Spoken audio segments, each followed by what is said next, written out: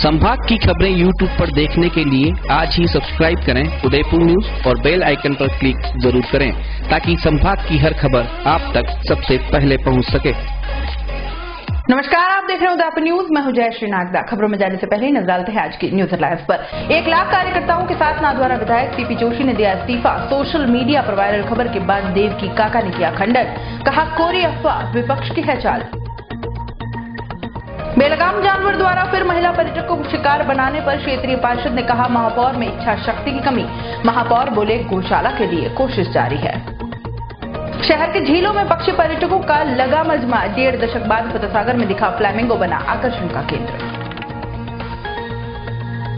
प्रदेश के क्रिकेट प्रतिभाओं को तराशने के लिए एमएसजे आयोजित करेगा शिविर। पूर्व कप्तान अजरुद्दीन ने प्रेस वार्ता में कहा चयनित 48 प्रतिभाएं लेंगी देश विदेश में प्रशिक्षण। और अब खबर विस्तार से। सबसे पहले बात करते हैं बेलगाम गाय के हमले से महिला पर्यटक के घायल होने के बाद उपजे रोष की।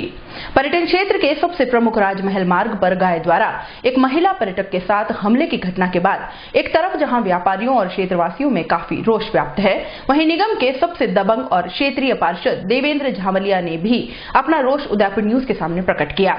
श्री झामलिया का कहना था कि पिछले 3 वर्षों से महापौर चंद्र सिंह कोठारी और कमिश्नर सिद्धार्थ सिहाग को शिकायत कर चुके हैं, उसके बाद भी कोई कार्रवाई नहीं हुई। सिर्फ गौशालाओं की बात करते हैं।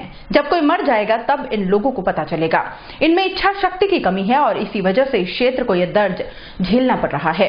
वहीं इस पूरे मामले में नगर निगम महापौर चंद्र सिंह कोठारी ने सड़कों पर विचरण कर रहे पशुओं की संख्या बढ़ती जा रही है और इनको रखने के लिए पर्याप्त जगह नहीं है। इसके लिए सीसारमा के पास 250 बीघा जमीन बिला नाम पड़ी हुई है, जिसके आवंटन की बात भी जयपुर चल रही है। अगर वो जमीन निगम को मिल जाती है तो निगम 2 करोड़ की राशि गौशाला बनाने में लगा सकता है, जहां निगम क्षेत्र में सड़कों पर विचरण करते पशुओं को शिफ्ट किया जाएगा। लेकिन निगम क्षेत्र में सड़कों पर घूमते इन पशुओं को जंगल में नहीं छोड़ा जा सकता है। लेकिन फिर भी निगम की टीम समय समय पर इन आवारा पशुओं को पकड़ती है। आपको बता दें कि मंगलवार शाम को महिला पर्यटक को एक गाय ने अपना शिकार बनाते हुए बुरी तरह से घायल कर दिया, जिसके बाद उसे हॉस्पिटल में भर्ती करवाया गया। इस घटना के दौरान क्षेत्र के लोगों ने इस महिला के बचाव का भरपूर प्रयास किया था, लेकिन फिर भी गुस्सैल गाय के सामने सभी बेबस ही थे। इस हादसे के बाद क्षेत्र के व्यापारियों में रोष व्याप्त है। मैं पिछले 3 सालों से रेगुलर महापौर जी को प्लस कमिश्नर साहब को रेगुलर बात कर रहा हूं। मैं पिछली बार भी इस तरह का हादसा हुआ है जिसमें एक फॉरेनर लेडीज घायल हुई थी। उसके बाद में भी अभी तक इन्होंने कोई कार्रवाई नहीं की। ये खाली गौशाला पे या फिर इसके ऊपर लगे हुए कि गौशाला बनाएंगे और उसके बाद ये करेंगे, ये गलत है। जब कोई मर जाएगा उसके बाद ही इनको थोड़ा ध्यान में आएगा। बाकी अभी तक इनको कुछ किया नहीं इन्होंने इस तरह के। उन्होंने ऐसा स्टेटमेंट दिया है कि 200 से ज्यादा वो लोग रख नहीं सकते हैं पशुओं को। ऐसी की बात नहीं है, बहुत सारी जगह हैं 200 से ज्यादा भी रख सकते हैं, लेकिन ये करना ही नहीं चाहते ना। जो इच्छा शक्ति नहीं हो तो कुछ कर भी नहीं सकते। वैसे तो मेरे पदभार ग्रहण करने के पश्चात पहले एक शेड था गायों को रखने के लिए, जिनकी लगभग 200-250 कैपेसिटी थी। उससे बढ़िया और कहें कि बड़े 2 शेड हमने और बना लिए हैं। इनाल 3 शेड अभी तक बन गए हैं, एक के बजाय 4 साल में। एक अभी 5-7 दिन पहले एक नया शेड और चौथा, उसका भी एक टेंडर हमारा हम कर रहे हैं। सारी फाइल कंप्लीट हो चुकी है, पर यह लगता है कि ये सारे पर्याप्त नहीं है, क्योंकि जितने पशु इस शहर में हैं वह हम 10 शेड भी बना लें तो शायद पर्याप्त नहीं होंगे। और इसीलिए हमने गत बार 5 तारीख को आचार संहिता लगने से एक दिन पहले मैं जयपुर ही था और वहां पर 250 बीघा जमीन जो सीसारमा और नाई के बीच चौकड़िया गांव के पास बिला नाम है, तत्कालीन कलेक्टर रोहित जी गुप्ता से भी बात हुई थी। बाद में विष्णु चंद्र जी मलिक ने उनको आगे भेजी थी। अगर वह जमीन मिल जाती है गौशाला के नाम पर तो निगम उसमें 1-2 करोड़ रुपया लगा करके एक बड़ी गौशाला स्थापित कर सकता है। उसका अंतिम उपाय तो यही है, जितने पशु इस शहर में हैं। तो उसकी भी अब वापस आचार संहिता समाप्त हो चुकी है। तो जयपुर एक बार वह हमारी जो फाइल है अलॉटमेंट वाली 250 बीघा जमीन की कहां तक पहुंची है पता करते हैं। इस बारे में कटारिया साहब से भी मैंने परसों बात की थी, तो उन्होंने कहा एक बार जयपुर ये व्यवस्थित हो जाए, अधिकारी थोड़े जो इधर उधर बदले हैं, तो फाइल आगे कहां बढ़ी है इसका पता करते हैं। बाकी यही कि इन पशुओं को लेकर के हम जंगल में कहीं छोड़ नहीं सकते, ये भी नियम है, कहीं छोड़ेंगे तो कहां छोड़ेंगे। डेयरीज जितनी शहर में चलती है, इनको भी नियम है कि शहर से बाहर शिफ्ट किया जाए। इस पर भी विचार कर रहे हैं कि अगर जितनी डेयरी जिस शहर में चलती है उन्हें नगर निगम सीमा क्षेत्र से बाहर छोड़ें। परंतु हम सोच रहे हैं कि अगर 250 बीघा जमीन मिलती तो इसी जमीन में से उन डेयरी वालों को भी रियायती दर पर जमीन दे दें, जिससे इनके पशु वो वहां स्थानांतरित कर दें। दोनों तीनों प्रस्ताव पर विचार चल रहा है। जब तक ये व्यवस्था हो तब तक वहाँ पशु पकड़ने के लिए निगम की ओर से क्या व्यवस्था? पशु पकड़ने का हमारा निरंतर अभियान चलता है। वर्ष भर पशु पकड़ते हैं निगम के कर्मचारी। और जैसा मैंने निवेदन किया कि इनको ले जा करके छोड़े कहां, फंड की हमारे यहाँ कमी नहीं है, परंतु जितने पशु है उतनी बड़ा स्थान भी नहीं है कहीं, और जंगल में कानूनन छोड़ नहीं सकते। इसलिए दोनों ही प्रस्तावों पर की, और 250 बीघा जमीन मिल जाए और हमारा जो शेड बन रहा है वह भी एक और बन रहा है, तो यही उसका भी इलाज। बाकी तो वहां से उठाएंगे, वहां ले जाएंगे। और लोग छुड़ाने भी नहीं आते हैं, क्योंकि जुर्माना अभी 5,000 रुपया प्रति पशु है, तो वहां रखने के लिए भी दिक्कत होती है। वहाँ के व्यापार में सब कहना है कि निगम की कोई और से व्यवस्था नहीं होती, मतलब दिन में पशु बैठे रहते हैं यहाँ पर, उन लोगों का कहना है उठा लेंगे। पर मैंने जैसा बार बार निवेदन किया कि वहां कैपेसिटी हमारी 3 शेड है, तीनों शेड में से एक शेड वो ट्रांसफर धोने के लिए करते रहते हैं। अब ये तात्कालिक समस्या है तो उठाएंगे जरूर। हमने भी वैसे कह रखा है कि सिटी में से पशु पहले उठाएं, बाहर चूंकि सड़कें छोड़ी है इसलिए ज्यादा दिक्कत नहीं आती। हेड़ मगरी है, गोदन सागर है, विलास है, इधर पे इधर ज्यादा आती है। बीच में कहीं कहीं भावनात्मक समस्याएं भी आती है। हमने कुछ समय पहले श्रीनाथ जी की हवेली के बाहर से हमें लगा, हमने वहां से गाय उठाने के लिए हमारे जब यहां से कर्मचारी भेजे तो स्थानीय लोगों ने उनको वहां से उठाने से मना कर दिया, ले जाने से मना कर दिया कि ये हम रोजाना इनकी पूजा करते हैं, इनको रोटी खिलाते हैं, तिलक करते हैं, तो थोड़ी भावनात्मक मामला भी है ये, इसलिए इनको थोड़ा सा handle with care he deal करना होता है। कांग्रेस के कद्दावर नेता और पूर्व केंद्रीय सेवक डॉक्टर सीपी जोशी अपने 1 लाख कार्यकर्ताओं के साथ कांग्रेस से इस्तीफा दे रहे हैं। वह कांग्रेस 30 विधायकों के साथ भारतीय जनता पार्टी को समर्थन देकर सरकार गिरा सकते हैं। ऐसा सब इसलिए हो रहा है कि सरकार बनने के बाद प्रदेश के सेवकों या कैबिनेट में मेवाड़ कांग्रेस के कद्दावर नेता सीपी जोशी को जगह नहीं दी गई। इस कारण कार्यकर्ताओं में काफी रोष है और यही वजह है कि सीपी जोशी नई सरकार के शपथ ग्रहण समारोह में नहीं पहुंचे। इस तरह की बातें प्रदेश भर में सोशल मीडिया पर काफी वायरल हुई। इस संदेश के बाद तो मानो कांग्रेस का शीर्ष नेतृत्व भी एक बार हिल गया, लेकिन सभी की सांस में उस समय सांस आई जब राजसमंद कांग्रेस के जिलाध्यक्ष देवकी नंदन गुर्जर ने इसे कोरी अफवाह बताते हुए विरोधियों या भाजपा की चाल बताया। सुनिए क्या कहा मेवाड़ के काका जी ने। कोई इस प्रकार जो आदमी मेरे को लगा कि विपक्ष का आदमी चला रहा है, बाकी कांग्रेस का तो ऐसा कुछ नहीं है। इसके तपास कर लेंगे कौन आदमी गलत भैया इस प्रकार के ये न्यूज चला रहा है, ये गलत है। व्हाट्सएप पे जो भी है कोई मामला इस तरह से नहीं करेंगे। क्रिकेट के खिलाड़ियों को तराशने के उद्देश्य से मैगपाई स्पोर्ट्स ग्रुप की ओर से टैलेंट हंट के तहत जगह जगह पर क्रिकेट के खिलाड़ियों की चयन प्रक्रिया शुरू की गई है। राजस्थान सहित पूरे देश भर में कई जगहों पर क्रिकेट की प्रतिभाओं के चयन के लिए कैंप लगाया जाएगा और टैलेंट हंट सर्च के माध्यम से कुल 48 खिलाड़ियों का चयन किया जाएगा, जो देश के अलावा विदेश में जाकर 1 महीने तक क्रिकेट की कोचिंग ले सकेंगे। उदयपुर में इस प्रक्रिया के तहत 29 दिसंबर को ट्रायल होगी। इस चयन प्रक्रिया में 12 वर्ष से लेकर 25 वर्ष तक के खिलाड़ियों को शामिल किया जाएगा। मैगपाई स्पोर्ट्स ग्रुप की ओर से शुरू की गई इस प्रक्रिया के बारे में अधिक जानकारी देते हुए पूर्व क्रिकेटर अजरुद्दीन ने कहा कि भारत में क्रिकेट के खिलाड़ियों की कमी नहीं है, केवल उनको तराशने की जरूरत है। इसलिए इस तरह का कार्यक्रम आयोजित किया जा रहा है, जिसके माध्यम से देश के अलग अलग जगहों पर चयन प्रक्रिया के माध्यम से उन 48 खिलाड़ियों का चयन किया जाएगा जिनमें बहुत अच्छी प्रतिभाएं होंगी और क्रिकेट को लेकर जुनून होगा, जो कि आगे चलकर अपने और अपने देश का नाम रोशन कर सके। इस प्रक्रिया में चयन होने वाले खिलाड़ी अंतर्राष्ट्रीय स्तर पर खेलने के साथ साथ भारत में होने वाले सबसे बड़े क्रिकेट टूर्नामेंट IPL में भी हिस्सा ले सकेंगे। इस मौके पर उन्होंने यह भी कहा कि कई ऐसी प्रतिभाएं भी हैं जिन्होंने कभी रणजी ट्रॉफी नहीं खेली, लेकिन सीधे ही IPL में अच्छा प्रदर्शन किया और अंतर्राष्ट्रीय स्तर पर अपनी पहचान बनाई। Magpie sports group Manish Chaudhary के मैनेजिंग डायरेक्टर ने इस प्रक्रिया को लेकर कहा कि इसमें चयनित होने वाले खिलाड़ियों को स्कॉलरशिप भी प्रदान की जाएगी, जो कि उनके भविष्य को और अच्छा बनाने के लिए सहयोगी साबित होगी। खासियत इवेंट यही है कि हम बिल्कुल इसमें टैलेंट हंट है और जो मैगपाई स्पोर्ट्स कंपनी है, जो हम पूरा ऑल ओवर इंडिया इसका टैलेंट हंट करेंगे और ख्याल में उसके बाद में जो प्लेयर्स अच्छे होंगे 48 या 50 प्लेयर्स उसमें 48 सेलेक्ट होंगे तो बाहर जाएंगे, वो स्कॉलरशिप में बाहर जाके सीख के आएंगे एक महीना।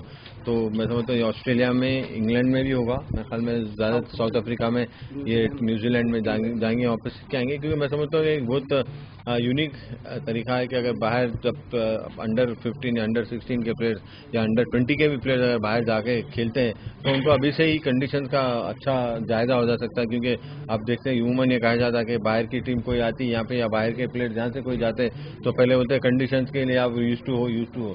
तो उसमें अगर बच्चे अगर ज़्यादातर बाहर खेलते रहेंगे तो मेरे ख्याल में वो कंडीशंस के यूज टू हो जाएंगे और डिफरेंट बॉलर्स करेंगे, अलग तरह के बॉलर्स करेंगे। क्योंकि वहाँ के बॉलर्स में और यहाँ के बॉलर में बहुत, वहाँ के अंडर 19 अंडर 16 में बॉलर काफ़ी अच्छे बॉलर्स होते हैं, यहाँ पे बैट्समैन अच्छे होते हैं, बॉलर भी अच्छे होते हैं। तो मैं ये बहुत यूनिक तरीके का और हम हर कस्बे में जाएंगे क्योंकि ये गरीब बच्चों के लिए भी जो जिनको मौका नहीं मिलता है। क्योंकि उमूमन मैं जब खेलता था डिस्ट्रिक्ट के प्लेयर्स को तो कोई लेता ही नहीं था, एसोसिएशन में आते थे जब मैं दिखता था कि ये प्लेयर अच्छा है बट लेकिन मैं भी खेलता था, मैं कुछ बोल नहीं सकता, अगर मैं बोलूँ तो मैं बाहर हो जाता था। तो बट मुझे ऐसा लगता है कि अभी मैं इस पोजीशन में बोल सकता हूँ कि अगर आप डिस्ट्रिक्ट के और पिछड़े बच्चे जो है जो छोटे छोटे कस्बों में तो उनको बिल्कुल मौका मिलना चाहिए। क्योंकि वो भी इंडिया के ही है, ऐसा नहीं कि छोटी जगह से आ रहे इसका मतलब है कि आप उनको मौका नहीं देंगे। क्योंकि वही लड़के ज़्यादा मौका होता है, वही लड़के अच्छा खेलते हैं। अब अगर आप देख लेंगे तो भी अगर देखेंगे, इवन आप धोनी को भी देखेंगे, जितने भी प्लेयर्स होंगे बड़े बड़े प्लेयर्स वो बिल्कुल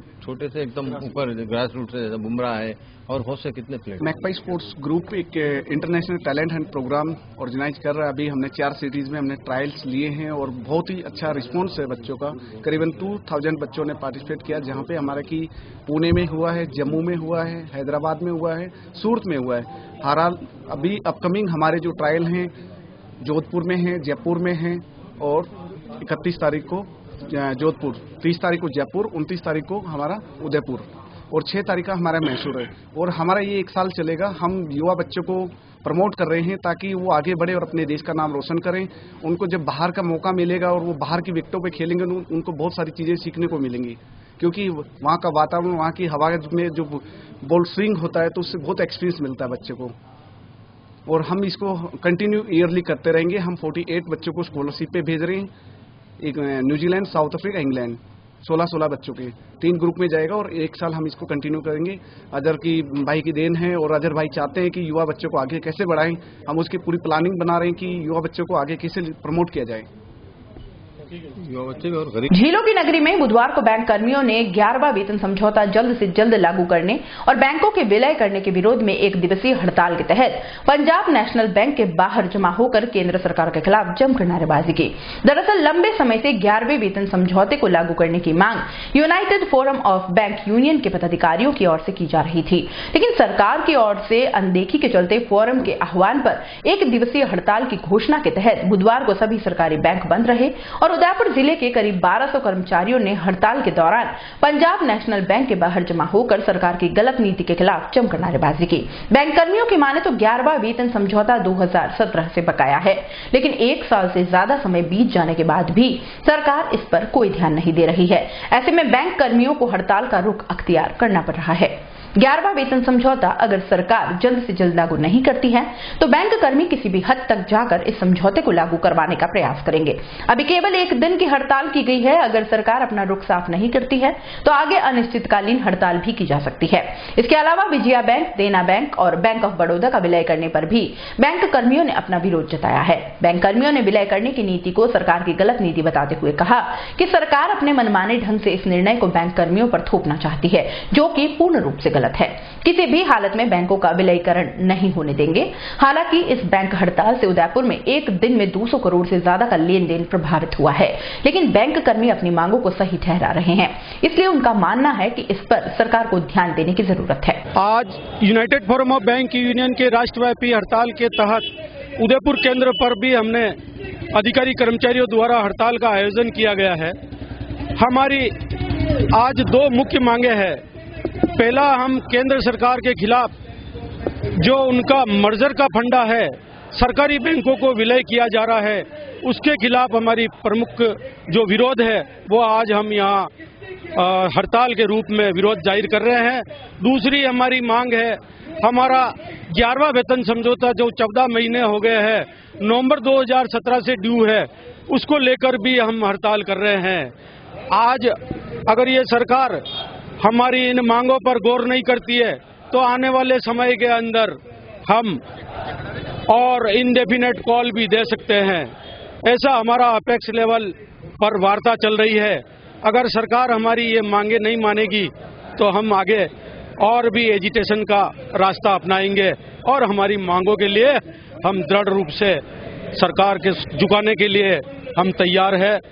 और आज जो हड़ताल की जा रही है एक दिवसीय है, टोकन हड़ताल, ताकि हम सरकार को सचेत कर देना चाहते हैं कि वो इस तरह की कोई भी आर्थिक नीतियां या सरकारी बैंकों के खिलाफ या इस आवाम के खिलाफ ऐसी नीतियां लागू नहीं करे जो इसकी इकोनॉमी के खिलाफ हो। हम आज बैंकिंग इंडस्ट्रीज के कर्मचारी 10 लाख कर्मचारी पूरे देश के अंदर हड़ताल पर है और उदयपुर के अंदर हम करीब 1200 की संख्या के अंदर है। हड़ताल का आयोजन किया गया है और हम सरकार को आगाह करना चाहते हैं कि वो अपनी हठधर्मिता छोड़कर इस तरह से बैंकों का विलीनीकरण बंद करे और हमारे वेतन समझौते को शीघ्र लागू करे। उदयपुर न्यूज में फिलहाल वक्त चला है एक छोटे से ब्रेक का। ब्रेक के बाद फौरन हाजिर होंगे, कहीं मत जाइएगा। स्मार्ट सिटी उदयपुर में Shivam orchid project by Gokul properties लाया है आसान मासिक किश्तों में UIT कन्वर्टेड प्लॉट्स, सुसज्जित आवासीय कॉलोनी सुविधाएं, मेन गेट, सुरक्षा गार्ड, कॉलोनी के चारों तरफ बाउंड्री वॉल, हरा भरा वातावरण, डामर रोड, प्लॉट बाउंड्री और भी बहुत कुछ। कॉलोनी का पता आबादी के मध्य डबोक चौराहे के पास, airport road, Udaipur. Head office Gokul properties, 302 3rd floor, Kotak Mahindra bank के ऊपर, मधुबन, उदयपुर। Mobile number 9057805050, 9799886677। 27 वर्षों से आपकी सेवा में पूनम फर्नीचर, ऑफिस, डोमेस्टिक, मॉल्डेड जैसे सभी प्रकार के स्टील और वुडन फर्नीचर के निर्माता और विक्रेता। Poonam furniture supreme, Godrej, spacewood, Cello और गिकेन फर्नीचर के साथ रिफ्रेश मैट्रेसेस की शानदार श्रृंखला।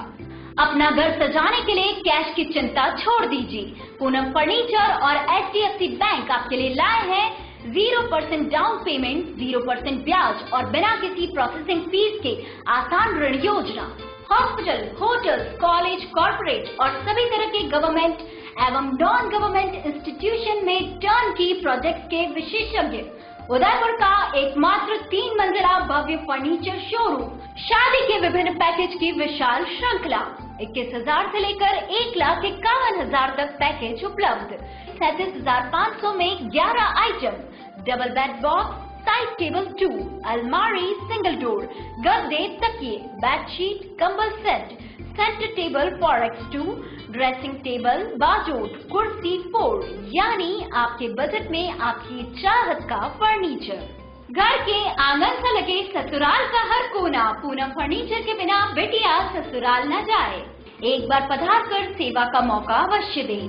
पूनम फर्नीचर, सेक्टर 5, हिरन मंगरी, मेन रोड, उदयपुर।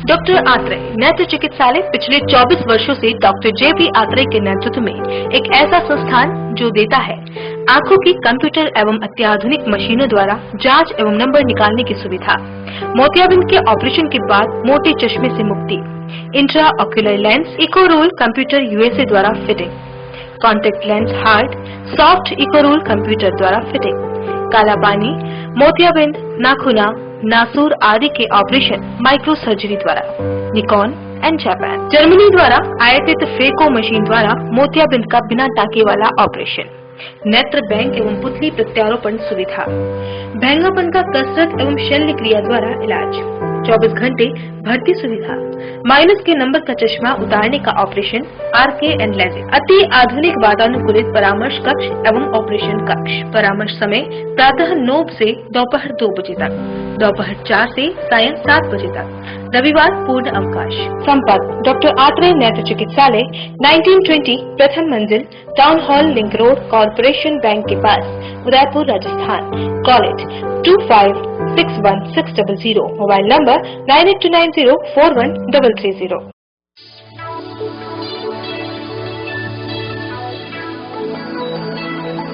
संकल्प संकल्प इंफ्रास्ट्रीट एंड डेवलपर्स आपके लिए स्मार्ट सिटी उदयपुर में लाए हैं कई ऑप्शंस, वो भी अफोर्डेबल प्राइस में, जिससे हर कोई अपने घर बनाने का सपना पूरा कर सकता है। आप सब जानते हैं कि उदयपुर कितनी तेजी से बढ़ रहा है। अगर बात करें हम एयरपोर्ट उदयपुर 6 लाइन की, यहाँ पर कई प्रसिद्ध कॉलेज व हॉस्पिटल डेवलप हो रहे हैं। यहाँ घर खरीदना कितने फायदे का सौदा है, ये आप समझ सकते हैं। स्वागत है आपका संकल्प इंफ्रास्ट्रीट एंड डेवलपर्स के ऑफिस। अब आपको लेकर के चलते हैं ऑफिस के अंदर।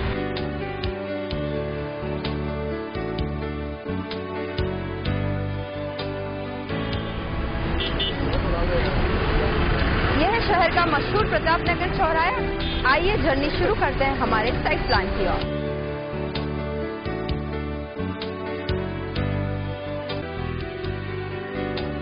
अब हम खड़े हैं संकल्प विहार की साइट पर, जो कि साकरोदा में स्थित है। आइए अब आपको साइट विजिट करवाते हैं।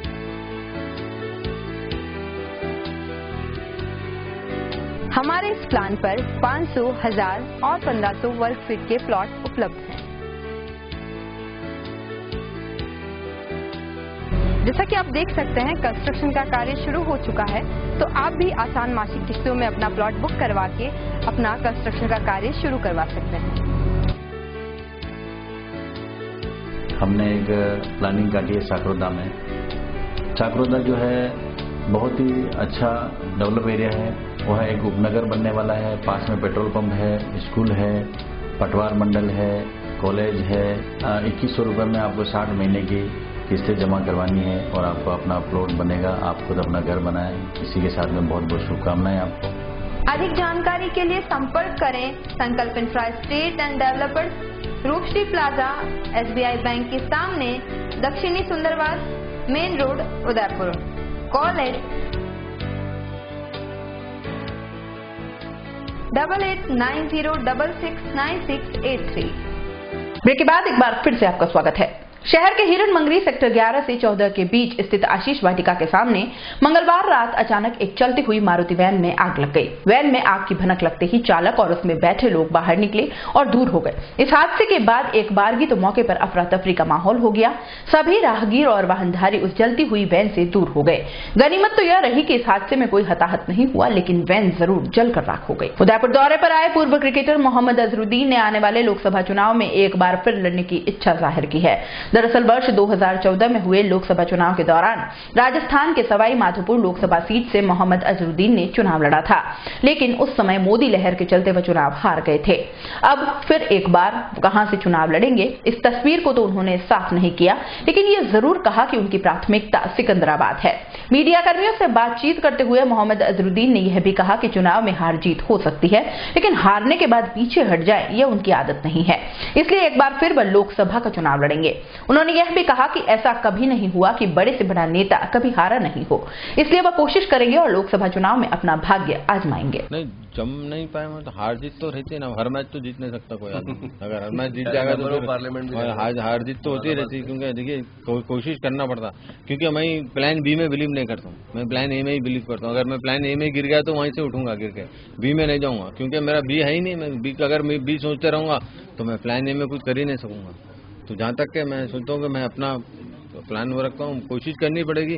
हार जीत तो हर बार लगी हुई रहती, कोई भी ऐसा वो आदमी नहीं है कि कहीं हारा नहीं हुआ। बड़े से बड़े लीडर भी हार चुके हैं, तो हार के बाद जीती है, जीत के बाद कभी हार है। तो कोशिश तो पूरी करने, हम जीतने के लिए ही आदमी आगे बढ़ता है। अगर कोई सोचता है कि हारने के लिए बढ़ा तो फिर उसका फायदा खेलने ही नहीं, घर में बैठ जाने से।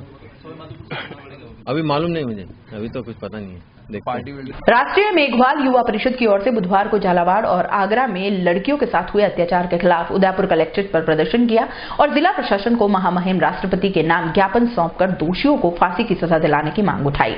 इस ज्ञापन में बताया गया कि 12 दिसंबर को झालावाड़ जिले के पचपड़ तहसील में 8 वर्षीय बालिका को हैवानियत का शिकार बनाकर निर्मम हत्या कर दी गई। वहीं दूसरी घटना में 18 दिसंबर को उत्तर प्रदेश के आगरा में अंजलि नाम की बालिका के शरीर पर आग लगाकर उसको जिंदा जला दिया।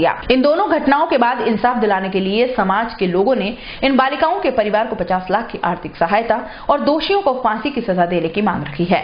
मेघवाल समाज के कई संगठनों के पदाधिकारी और कार्यकर्ता मौजूद थे। हमारी प्रशासन से यही मांग है कि हम दो बेटे हैं हमारी दलित समाज की। एक झालावाड़ की है, 8 वर्षीय बालिका है, जिसके साथ एक बहुत घिनौना कृत्य किया गया है। उसके बाद उसे सरसों के खेत में उसकी हत्या करके फेंक दिया गया है।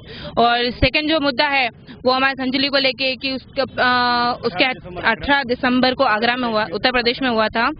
जो उसकी हमारी प्रशासन से हम दोनों बेटियों के लिए एक ही मांग करते हैं कि सरकार उनके परिवार को 50-50 लाख का मुआवजा उचित राशि है जो कि उनको प्रदान किया जाए और हत्यारों को जल्द से जल्द फांसी दी जाए।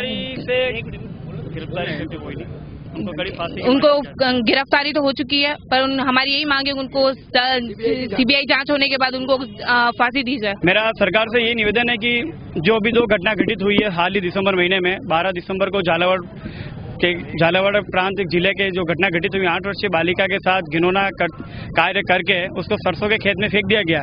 वहीं 18 दिसंबर को उत्तर प्रदेश जिले में आगरा में अपनी बेटी संजली, देश की बेटी, जिसके साथ जो स्कूल से आ रही थी उसको पेट्रोल डालकर छिड़क कर उसको आग जला दी गई। हमारी प्रशासन से ये मांग है कि उनकी गिरफ्तारी तक हमें कुछ नहीं चाहिए, हमें केवल उसकी फांसी चाहिए, चाहे उनके जो घिनौना करतूत करने वाले उनके परिवार से कोई भी हो, लेकिन उन्हें फांसी की सजा हम मांग करते हैं। प्लस सरकार से हमारा निवेदन है कि दोनों बेटियों को 50-50 लाख का मुआवजा अवेलेबल कराएं, अन्यथा पूरे भारत में उग्र प्रदर्शन और आंदोलन के लिए तैयार रहें। हम केवल गिरफ्तारी तक के सीमित नहीं है, हमारी मांग उन्हें फांसी तक की है। अगर प्रशासन ये मुद्दा उठाती है, फांसी पर लटकाती है, तो ये पूरे देश के लिए एक अच्छा संदेश रहेगा। और सबसे बड़ी बात ये है कि ये जो कार्य जो करने वाला होगा उनके लिए एक सबक रहेगा, ताकि आगे ना। क्रिकेट की प्रतिभाओं को तराशने के उद्देश्य से उदयपुर आए भारतीय क्रिकेट टीम के पूर्व कप्तान मोहम्मद अजहरुद्दीन ने फिल्म अभिनेता नसीरुद्दीन द्वारा दिए गए बयान पर अपनी कड़ी प्रतिक्रिया दी है। अजहरुद्दीन ने उदयपुर के एक होटल में आयोजित हुई प्रेस वार्ता के दौरान नसीरुद्दीन को नसीहत देते हुए इस तरह के बयान देख और समझ के साथ देने की बात कही। अजहर ने साफ किया कि हमारा देश बहुत ही महान देश है, जहां पर विभिन्न धर्मों के लोग रहते हैं। ऐसे में किसी भी व्यक्ति को इस तरह का बयान नहीं देना चाहिए। अजहर ने नसीरुद्दीन पर निशाना साधते हुए कहा कि वे 14-15 साल के बच्चे न होकर एक पढ़े लिखे इंसान हैं, जिन्हें इस तरह का बयान बड़ी सोच और समझ के साथ देना चाहिए। यही नहीं, अजहर ने कहा कि देश में चाहे किसी भी तबके के आदमी हो, इस तरह की बयानबाजी से देश की इमेज पर प्रभाव पड़ता है। अजहरुद्दीन ने अपने अंदाज में कहा कि लोग तो आते जाते रहेंगे, लेकिन देश तो सदियों तक यही रहेगा, इसलिए इस तरह का बयान बड़ी सोच और समझ के साथ देना चाहिए। ARL फैशन एंड इवेंट की ओर से सेलिब्रेशन मॉल में बुधवार शाम को kids fashion show Udaipur little star की प्रस्तुतियां हुई। इस शो में चयनित हुए 30 बच्चों ने रैंप वॉक कर फैशन के जलवे बिखेरे। आपको बता दें कि उदयपुर लिटिल स्टार प्रतियोगिता 2 कैटेगरीज में रखी गई, जिसमें 3 वर्ष से 6 वर्ष तक और 7 वर्ष से 10 वर्ष तक के बच्चे शामिल थे। इस शो में शामिल होने के करीब 1 माह पूर्व सभी बच्चों को ऑडिशंस लिए गए और उनमें चयनित 30 बच्चों की 3 दिन तक एक वर्कशॉप रखी गई, जिसमें बच्चों की ग्रूमिंग क्लासेस के अलावा हर वह चीज सिखाई गई जो फैशन शो के लिए उपयुक्त थी। बुधवार को आयोजित हुए फैशन शो के फाइनल में सभी चयनित बच्चों ने पूरे आत्मविश्वास के साथ रैंप वॉक कर फैशन के जलवे बिखेरे। आपको बता दें कि किड्स फैशन शो में max store designer dresses fashion partner रहे, वहीं प्रभात पार्लर की ओर से सभी बच्चों का मेकअप किया गया। दोनों ही कैटेगरी में विजेताओं और उप विजेताओं को प्रशस्ति पत्र के साथ पुरस्कृत भी किया गया। फतेह सागर की पाल पर सजी हुई पुष्प प्रदर्शनी में अब एक और आकर्षण जुड़ गया है। इसके तहत शहर के नीलकंठ इनफर्टिलिटी हॉस्पिटल की ओर से नीलकंठ पॉइंट बनाए गए हैं। इसमें आपको अपनी बिटिया के साथ जाकर सेल्फी क्लिक करना है और वहां लिखे गए नंबर पर व्हाट्सएप भेजना है। यह नीलकंठ पॉइंट 30 दिसंबर तक पुष्प प्रदर्शनी स्थल पर रहेगा और इसमें जिन भी 3 परिवारों की सेल्फी सबसे अच्छी होगी उन्हें पुरस्कृत किया जाएगा। इन इनामों में बेबी डॉल हाउस, बाबी किचन सेट और बाबी डॉल क्रमशः रहेंगे। कॉन्टेस्ट रखा है, जिसके अंतर्गत क्या है 30 तारीख तक अगर आप कोई भी सेल्फी करके भेजेंगे 30 तारीख से पहले, तो जो भी प्राइज निकलेगा फर्स्ट सेकंड थर्ड हमने प्राइज रखा हुआ है, तो जो भी बढ़िया सेल्फी होगी उसको हम फाइनल कर देंगे। दिसंबर की सर्दी वैसे तो पूरे देश में अपना असर छोड़ती है, लेकिन झीलों की नगरी उदयपुर में इसका असर अलग ही देखा जाता है। एक तरफ जहां पर्यटन नगरी होने के नाते यहां इस मौसम में वर्ष भर की भांति ज्यादा पर्यटक आते हैं और वर्ष के अंतिम दिनों की यादें अपने जहन में ताजा करते हैं, वहीं दूसरी तरफ पक्षी पर्यटकों की संख्या भी यहां पर देखी जाती है, जिन्हें अपने कैमरे में कैद करने के लिए दुनिया भर के छायाकारों का जमावड़ा भी रहता है। मेवाड़ के मैनार, बड़वई, बड़ी, पिछोला, उदय सागर और फतेह सागर झील में पक्षी पर्यटक आपको विचरण करते मिल जाएंगे। वहीं अगर बात करें फतेह सागर की, तो यहां पर इस बार फ्लैमिंगो पक्षी देखा गया, जो करीब 1.5 दशक पहले यहां पर देखा गया था। वहीं रिटायर्ड वन संरक्षक और पक्षीविद डॉक्टर सतीश शर्मा की माने तो उदयपुर की जलवायु के हिसाब से काफी तरह के पक्षी यहां पर पाए जाते हैं या यहां पर आते हैं। आवासों की विविधता होने से जलीय, जमीन और चारागाहों में रहने वाले पक्षी सर्दी गर्मी के हिसाब से यहां आने वाले पक्षी अलग अलग प्रजाति के होते हैं, जैसे कि Siberian birds, sports bill, flamingo, कूट और भाटिया पक्षी खासकर सर्दी के दिनों में ही आते हैं।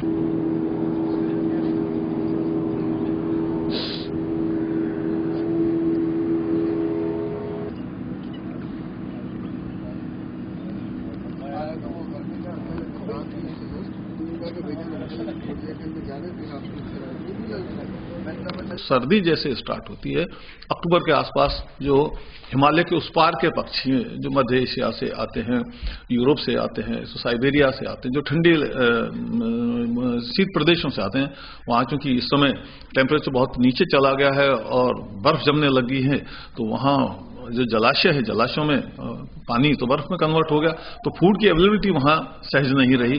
तो ये जो पक्षी हैं उत्तरी गोलार्ध से, हिमालय के उस पार के, वो भी हमारे यहाँ माइग्रेशन करके हमारी झीलों में पहुँच गए हैं। उनमें आपका पिंटेल है, आपका शाउलर है, यूरेशियन विजन है, आपका तरह तरह की पॉचर्ड यहाँ पर आई हुई हैं, और हिमालय के ऊपरी जो हिस्से से हमारा जिसको ब्राह्मणी डक कहते हैं वो यहाँ पर आ गई हैं। तो ये इस तरह के पक्षी, बहुत सारे वेडर्स हमारे यहाँ पर आ गए हैं। तो ये तो पानी वाले पक्षी हैं। कुछ ऐसे भी हैं जो, जैसे कि आपका ब्लैक रेड स्टार्ट, ये पानी से दूर रहता है, ये भी हमारे यहाँ पर आ गया है। इस तरह मार्श हैरियर, तरह तरह के हैरियर भी इस समय आ गए हैं। हैरियर ऐसे पक्षी हैं जो मार्श हैरियर को छोड़ दें तो और बाकी जितने भी हैरियर्स हैं ये आमतौर पर पानी से थोड़ा दूर ही रहते हैं, लेकिन मार्श हैरियर एक ऐसा बाजवर्ग का पक्षी है जो कि जलीय पक्षियों को मारता है। तो हमारी जलाशयों के आसपास मार्श हैरियर भी आपको मंडराता हुआ मिल जाएगा, और बहुत सारे ईगल्स भी इस समय करके आ जाते हैं। बहुत सारे वेस्टर्न की तरफ से देखिए गिद्ध भी, वल्चर भी यहाँ पे आ गए हैं। तो ये एक ऐसा इस समय मौसम है जिसमें आपको कई तरह के पक्षी जो सब पानी में के आसपास ही नहीं आते, कुछ ऐसे जो पानी से दूर भी आते हैं। तो इससे क्या प्रयास करना चाहिए शहर की झीलों में ज्यादा से ज्यादा इस तरह के पक्षी आए? हमको देखिए 2-3 चीजें हैं, 2-3 चीज अगर हैं तो पक्षी सह जाएंगे। पहला, पक्षियों को अगर सुरक्षित आवास मिलता है जिसमें डिस्टरबेंस नहीं हो, जिनमें उनसे छेड़खानी नहीं हो, और दूसरा उसमें भोजन की उपलब्धता रहे। अगर भोजन की उपलब्धता रहे और सुरक्षा, शांत माहौल रहे तो पक्षी अपने आप ही आएंगे। अब भोजन की उपलब्धता बढ़ाने के लिए जरूरी है कि हम बेहिसाब जो फिशिंग है वो नहीं होना चाहिए। फिशिंग को बहुत रेगुलेटेड किया जाना चाहिए। अगर मछलियों के रूप में अलग अलग साइज की मछलियां चाहिए, क्योंकि किसी पक्षी को छोटी साइज की मछली चाहिए, किसी को उससे बड़ी चाहिए, किसी को और भी उससे बड़ी चाहिए। तो तरह तरह के आकार की जो मछलियां हैं, तरह तरह की जातियों की जो मछलियां हैं, वो उपलब्धता हमारे यहाँ पर्याप्त है। चलते चलते एक नजर एक बार फिर से आज की न्यूज हेडलाइंस पर। 1 लाख कार्यकर्ताओं के साथ नाथद्वारा विधायक सीपी जोशी ने दिया इस्तीफा। सोशल मीडिया पर वायरल खबर के बाद देवकी काका ने किया खंडन, कहा कोरी अफवाह विपक्ष की है चाल। बेलगाम जानवर द्वारा फिर महिला पर्यटकों को शिकार बनाने पर क्षेत्रीय पार्षद ने कहा महापौर में इच्छा शक्ति की कमी। महापौर बोले गौशाला के लिए कोशिश जारी है। शहर के झीलों में पक्षी पर्यटकों का लगा मजमा। 1.5 दशक बाद फतेह सागर में दिखा फ्लैमिंगो बना आकर्षण का केंद्र। प्रदेश के क्रिकेट प्रतिभाओं को तराशने के लिए एमएसजे आयोजित करेगा शिविर। पूर्व कप्तान अजरुद्दीन ने प्रेस वार्ता में कहा चयनित 48 प्रतिभाएं लेंगी देश विदेश में प्रशिक्षण। उदयपुर न्यूज के इस बुलेटिन में फिलहाल इतना ही। शहर की तमाम हलचलों से आगे भी रूबरू करवाते रहेंगे। तब तक के लिए दीजिए इजाजत। जय श्री नागदा को, और खबरों के लिए देखते रहे उदयपुर न्यूज। नमस्कार।